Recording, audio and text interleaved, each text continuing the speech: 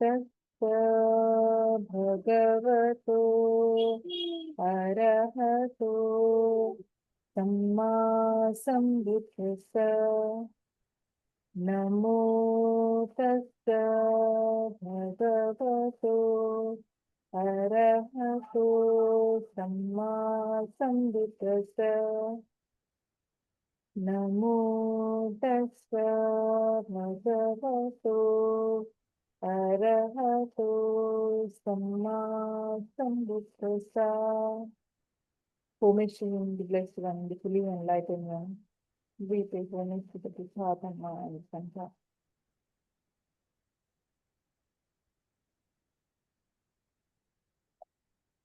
Welcome everyone to the Wednesday Dhamma reading session. Today we are going to read a short sutta. Let me share the screen from Access to Insight. This is a sutta on treasures.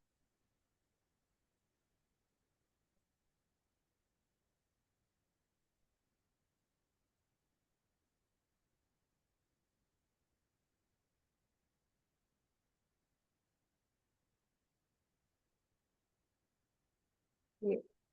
Can everybody see my screen? Yes, we can see it. Sindhu, thank you. This is from Anguttara Nikaya, book of 7, sutta number 6. Dhana Sutta, treasure. This is the translation from Pali by Tanisaro Bhikkhu. So, Anna madam, would you like to read? Monks, there are these 7 treasures. Which 7? The treasure of conviction, the treasure of virtue, the treasure of conscience, the treasure of concern, the treasure of listening, the treasure of generosity, the treasure of discernment. And what is the treasure of conviction? There is the case where a disciple of the noble ones has conviction, is convinced of the Tathagata's awakening. Indeed, the Blessed One is worthy and rightly self-awakened, consummate in knowledge and conduct, well gone, and expert with regard to the world, unexcelled as a trainer for those people fit to be tamed, the teacher of divine and human beings, awakened, blessed. This is called the treasure of conviction. Nanda madam will pause over here and read one treasure at a time, okay? And explore that a bit and what's happening, we'll see and learn. First, when it's talking about treasures, really when we were kids, we used to have the small treasures when we go to the beach. We used to carry the seashells and keep it as a treasure. We were so happy seeing those treasures. And here the Buddha is talking about the 7 treasures regarding the practice. And the first treasure is the conviction of the faith. And the treasure of faith, how is it? When a noble disciple has faith in the Buddha, Dhamma, and the Sangha, Tathagata's awakening, that he is the awakened one, who is an arahant, fully enlightened one, who is well gone, who has practiced the Eightfold Path, who is an expert on it, who knows the whole world, all the world on the upper realms as well as the lower realm, who is excellent as a trainer to train the people's mind, who is a teacher of divine and human being, who is awakened endless. So a noble disciple having a faith on the Buddha and his awakening, this is a treasure. No, madam, please continue. And what is the treasure of virtue? There is the case where a disciple of the noble ones abstains from taking life, abstains from stealing, abstains from illicit sexual conduct, abstains from lying, abstains from taking intoxicants, and cause heedlessness. This monk is called the treasure of virtue. Yes, madam, and I think this treasure we all carry all the time. It's the basic need for our meditation practice and basic foundation for the mind to be experience a collected mind, which is the precepts, the virtuous behavior. And here we have 5 precepts: not to take anything, not to steal, not to kill or harm living beings on purpose, but not having an intention killing or harming shouldn't be there. To abstain from taking what is not given, and to abstain from any wrong sexual activity, to abstain from lying, to abstain from telling gossip, to abstain from harsh speech, to abstain from slander, and to abstain from drugs and alcohol that causes heedlessness. This is virtue as a treasure. Really, without knowing the importance of the precepts, or while we have not been introduced to the path, we would have lived a life of unvirtuous life. But now, having come to this path, we are we are keeping these precepts, and we really hold this precept as a treasure. We keep it in our mind. Each time we are using the verbal action, bodily action, mental action, we keep these treasures as a boundary. We keep these virtuous precepts as a boundary, not to break any of the precepts. And it's a treasure because even a single word can disturb the state of mind. It has a lot of impact. So keeping the precepts and holding them as a treasure, yes, definitely they are treasures. And we as a practitioner definitely know the importance and also have experience of importance of keeping the precepts. Yes, and also we as dreamers, we keep 6 precepts. We include the loving kindness as well. That's great. Thank you, Sindhu. And what is the treasure of conscience? There is the case where a disciple of the noble ones feels shame at the thought of engaging in bodily misconduct, verbal misconduct, mental misconduct. That is called the treasure of conscience. Yes, here it is saying that the treasure of conscience it means that one feels ashamed when engaging in a misconduct of any of the verbal, bodily, or mental action. So when we say an action, it can be either a bodily action, verbal action, or the mental action. But both the bodily and verbal actions are generated from the mind. So without even moving the body, like if you don't have mind, you cannot move your body. So all these verbal actions and bodily actions, all of three things are interconnected.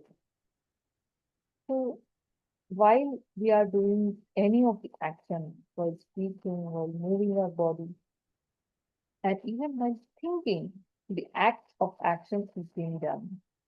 So even there, when we are doing the suttas, we are being cautious. Is it a wholesome one? Is it an unwholesome one? Is it a good conduct or is it a misconduct?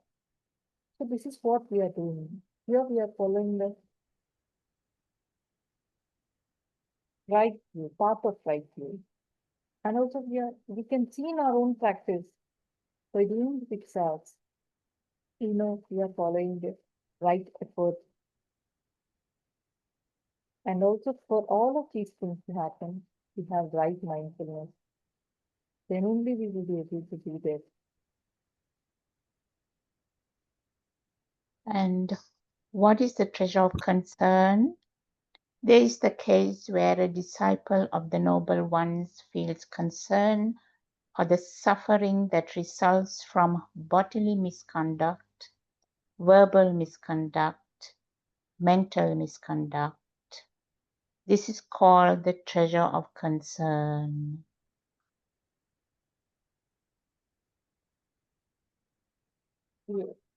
It feels like it's little bit of pain, but it's a lot of difference when you go in and look at it. So here, mm, while we are in the previous treasure of concern, we were looking at it as a right view. Like, yes, there is something which that will feel shameful after doing a misconduct. But here, it's like a boundary or setting up the boundary for our own bodily, verbal, and mental action. I say it as a boundary only because there is a limit to it. The precepts are the limit to any of our reactions that we do. And the treasure of concern within our mind, we know, the noble ones know, we feel concern of the suffering that results from the misconduct of it. Because we have the right view established, because of that, we have this concern. Okay, now I have harmed someone, or I have used misconduct in verbal action, or even in my thoughts. If I have ill will or something hatred happening in my mind, then that is concerning. Our mind is concerned because that is a misconduct. We have the right view established, we have right mindfulness, then we know we have to use the right effort. And then bring back the mind's attention again to something that is wholesome, the feeling of love time.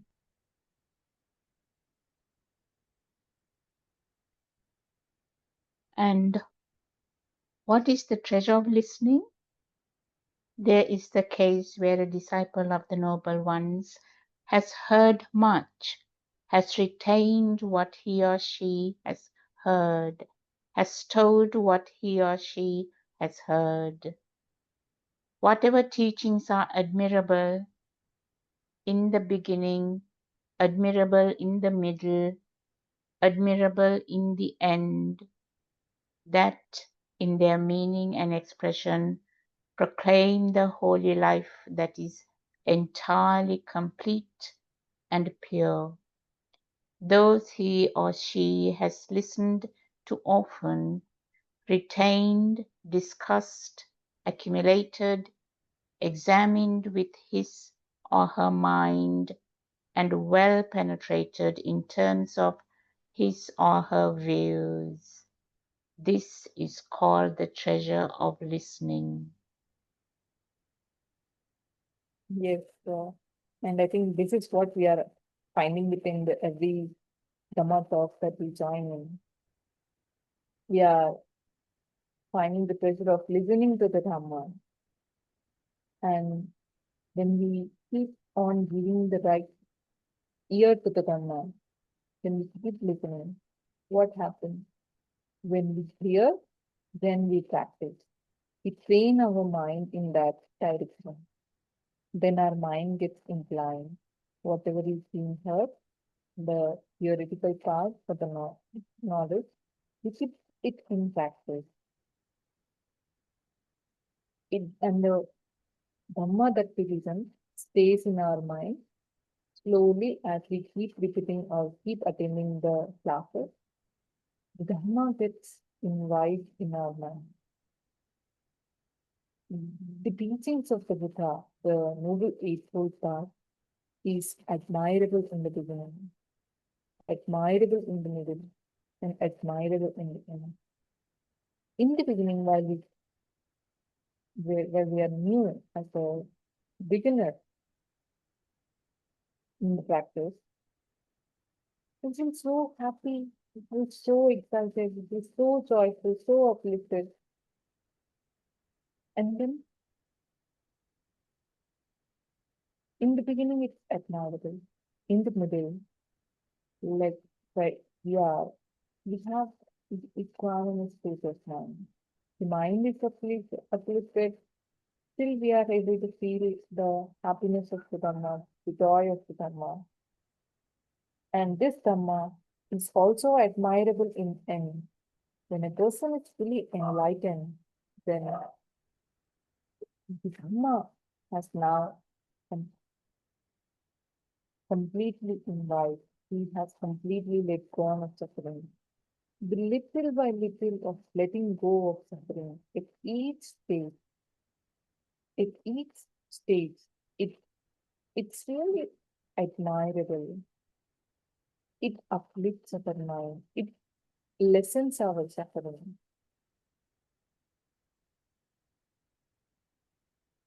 And the Dhamma, its meaning and its expression. When we when we follow the noble spiritual path and harmonious lifestyle, this Dhamma is completely pure. And it's not like I say pure and you just act it. No. This Dhamma is to be listened often, retained in the mind, discussed, accumulated, examined with his or her mind, well penetrated in terms of his or her view. And it's really, when Buddha says the qualities of the Dhamma, inviting investigation for one to come and experience it with themselves. Really, whatever Buddha is saying, whatever we all are experiencing, is all within our own mind. And through the through the practice of listening, giving the ear, listening to Dhamma, retaining the Dhamma or recollecting the Dhamma and practicing it, discussing it.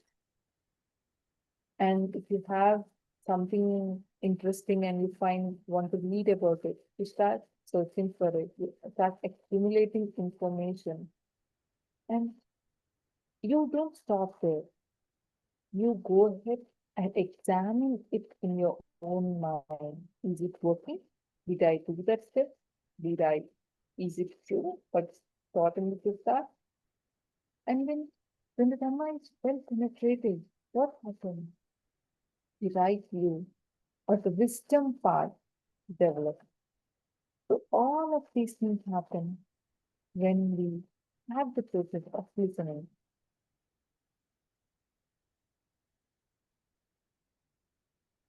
And what is the treasure of generosity? There is the case of a disciple of the Noble Ones, his awareness cleansed of the stain of stinginess, living at home, freely generous, open-handed, delighting in being magnanimous, responsive to request, delighting in the distribution of alms. This is called the treasure of generosity. Yes, the treasure of generosity and the practice of the loving kindness itself, when we share it to all the beings in all the directions, it is a practice of generosity, of wishing every being to be happy. Let them get free from suffering. And the noble disciples, this is a mental act of generosity.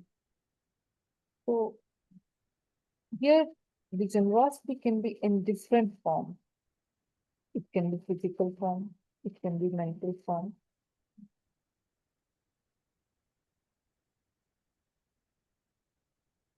bodily form, verbal form, and mental form.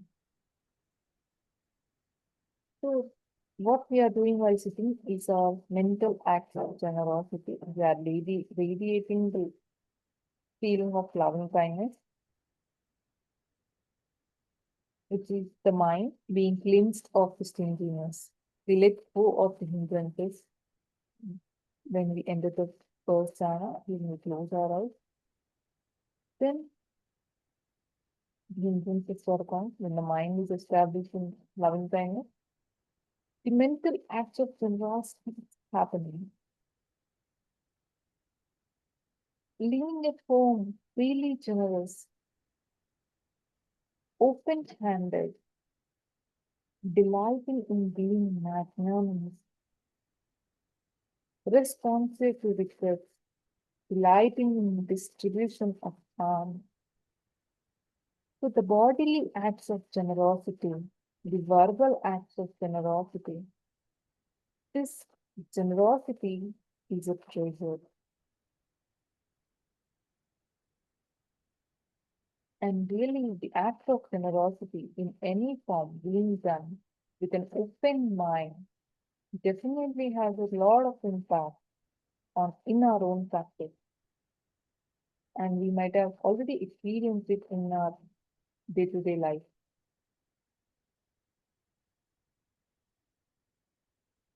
And what is the treasure of discernment?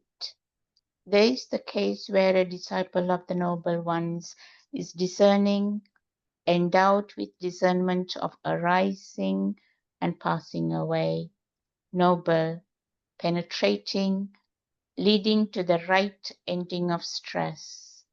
This is called the treasure of discernment.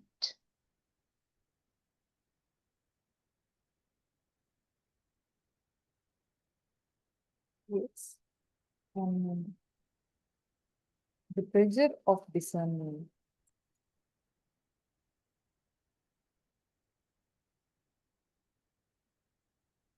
Here, Buddha is also talking about arising and passing away. The seeing of the dependent origination and the understanding of the Dhamma and all of these above steps lead us to a stress-free life of the end of suffering. And this discernment or letting go happens.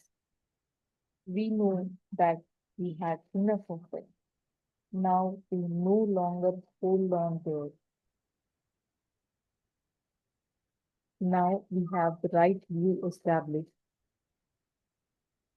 Then we know, when the wisdom develops, we know, yes, this has arisen.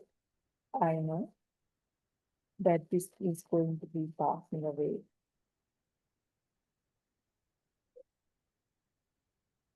And this Dhamma is being penetrating, means that the practice is deepening, the level of understanding is growing, the habitual tendencies are inclining towards wholesome, leading to the right ending of stress, which means letting go of suffering, coming to an end of suffering. It's all of these things is going to lead to the end of suffering. And this is the treasure of discernment. And this discernment doesn't happen all of a sudden, but it's also a gradual path. Gradually, when we practice, write the part precepts, practice the Eightfold Path, practice the meditation, then this happens. These nights are the 7 treasures. The treasure of conviction, the treasure of virtue, the treasure of consign and concern, the treasure of listening and generosity, and discernment as the 7th treasure. Whoever, man or woman, has these treasures is said not to be poor, has not lived in vain. So, conviction and virtue, confidence and Dhamma vision should be cultivated by the wise, remembering the Buddha's instruction. So, this is what the Buddha said. Nanda madam, would you like to add something? Oh, that is, I think it's a very beautiful reading. And if we all can cultivate and develop these 7 qualities, the path is very clear. We are naturally following the Noble Eightfold Path, and it is a life lived well and provide all the positive aspects of a life at the moment, in the current life, and also the future will be already taken care of. It is really a beautiful sutta. Thank you for choosing and reading it, Sindhu.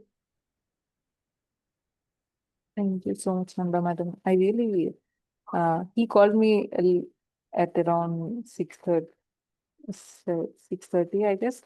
And I just went to Access to Engine and opened a random sutta, and I really like this sutta, so I just came up with this sutta. Yeah, it is a beautiful sutta. Yeah.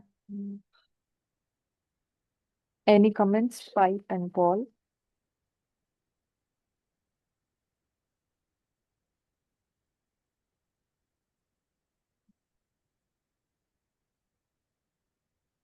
Pai, do you have anything to say?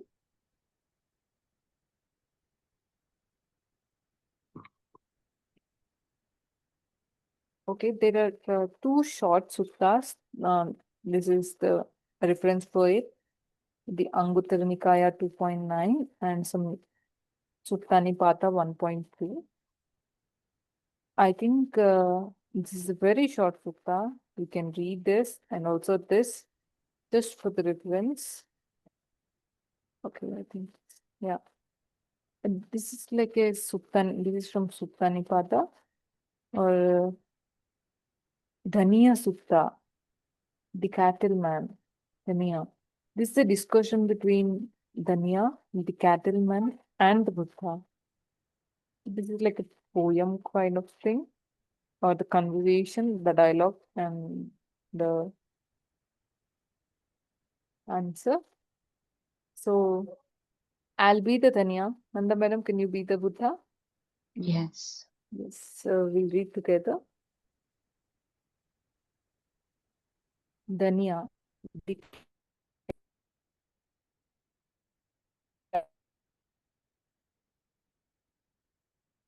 cattleman. The rice is clear people along the banks of the Mahi.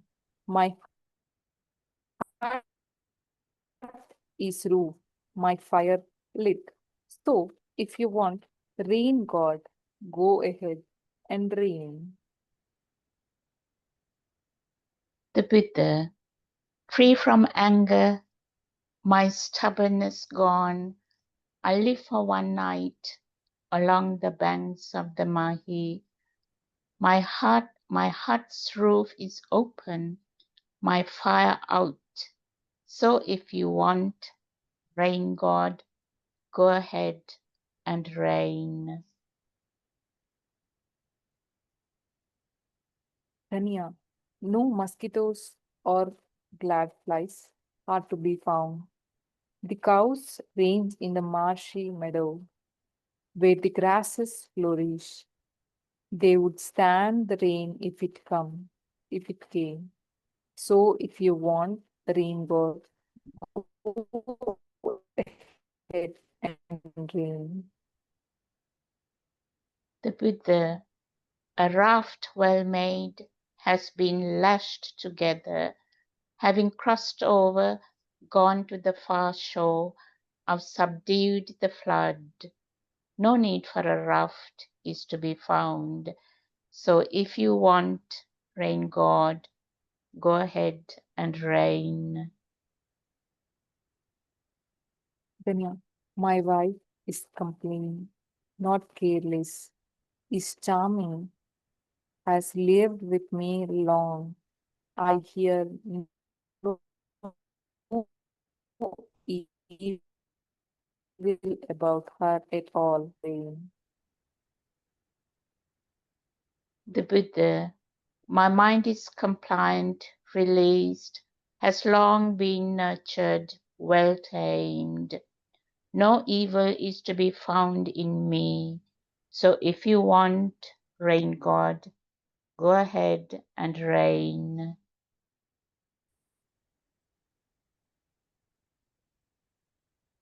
Dhaniya, I support myself on my earnings. My sons live in harmony, free from disease. I hear no evil about them at all. So if you want a rain god, go ahead and rain. The Buddha, I'm in no one's employ. I wander the whole world on the reward of my awakening. No need for earning is to be found.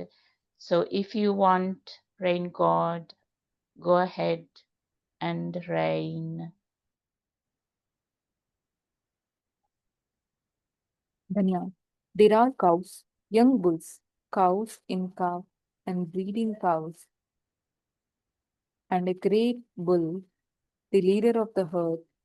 So if you want rain god, go ahead and rain. The Buddha, there are no cows, no young bulls, no cows in calf or breeding cows, no great bull, the leader of the herd. So if you want rain god, go ahead and rain. The stakes are dug in, immovable. The new munja grass halters, well woven, not even young bulls could break. So if you want rain god, go ahead and rain. The Buddha, having broken my bonds like a great bull, like a great elephant tearing a rotting vine, I never again will lie in the womb. So if you want rain god, go ahead and rain. The great cloud rained down straight away, filling the lowlands and high. Hearing the rain god pour down, Dhaniya said, how great our gain that we've gazed on the Blessed One. We go to him, the one with vision for refuge. May you be our teacher, great sage. My wife and I are compliant. Let's follow the holy life under the one well gone. Gone to the far shore of aging and death. Let's put an end to suffering and stress. Māra, those with children delight because of their children. Those with cattle delight because of their cows. A person's delight comes from acquisition. Since a person with no acquisition doesn't delight, The Buddha, those with children grieve because of their children. Those with cattle grieve because of their cows. A person's grief comes from acquisitions, since a person with no acquisitions doesn't grieve. I think it's very much understandable. It's really. true, whatever discussion happened here. You want to say something, Mandavati? Yeah, that is a beautiful poem. If I can remember, I think our Gautama Buddha heard what this farmer was saying, and he replied to his um, words. It is really, really beautiful to read that.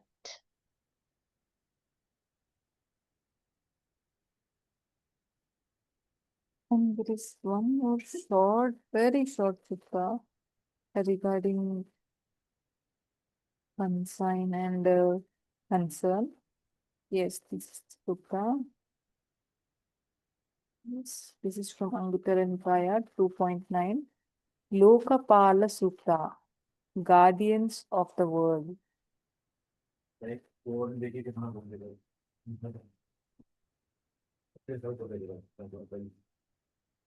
Can you read, Nanda madam? Monks, these two bright qualities guard the world. Which two? Conscience and concern. If these two bright qualities did not guard the world, there would be no recognition of mother here, no recognition of mother's sister, uncle's wife, teacher's wife, or wife of those who deserve respect. The world would be immersed in promiscuity, like rams with goats, roosters with pigs, or dogs with jackals. But because these two bright qualities guard the world, there is recognition of mother, mother's sister, uncle's wife, teacher's wife, and wife of those who deserve respect. Notes: concern for the results of unskillful actions. Oh, yes. I think this is the basic, very basic, not even like a precept. Mm, going to morality, even if you don't follow the precepts, this is the bare minimum to have the respect, to have the concern, to have the ability to discern or to see that the misconduct action is the mind generated misconduct action, bodily generated, verbal generated. And this action of having done this action, having a concern in the mind, know that mother, there would be no recognition of the mother here, no recognition of mother's sister. And then we would just be like all other animals. But these two qualities guard the world. There is recognition of mother. Let me take another translation for this particular sutta.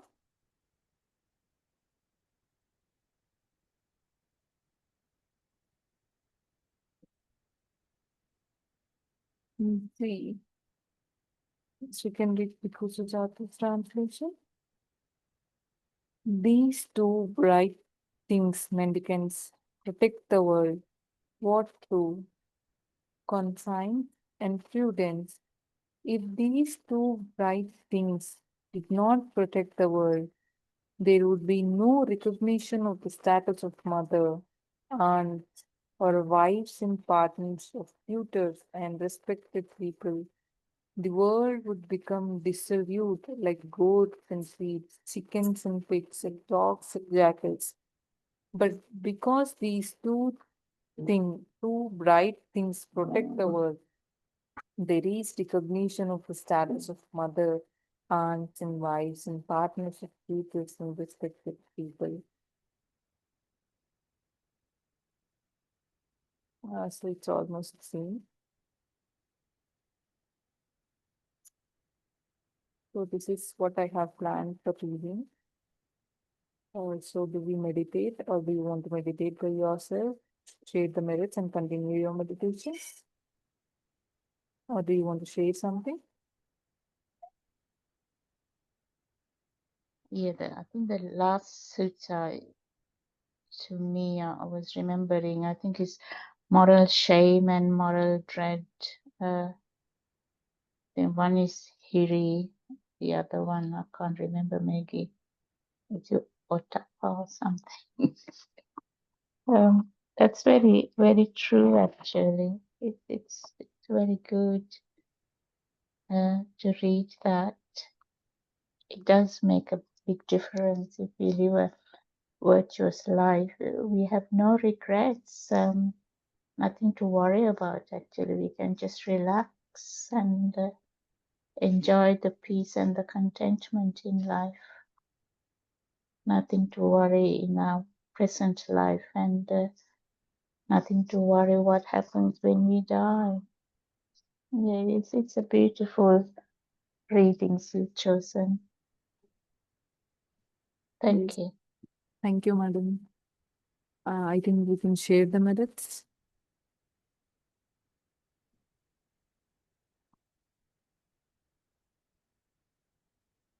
Okay, I think I don't have it with me, soft copy with me right now, but we can share.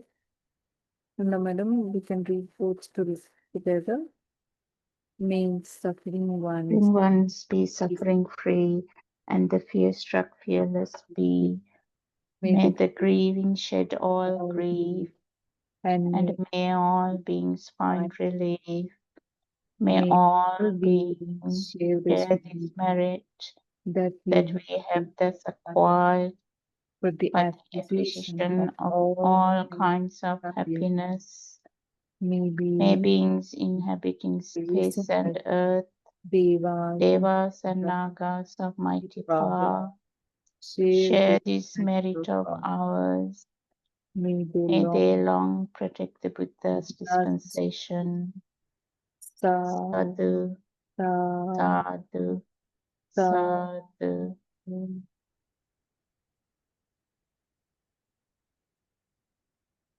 Thank you, Nanda Madam. Thank you, Pai. Thank you, Paul.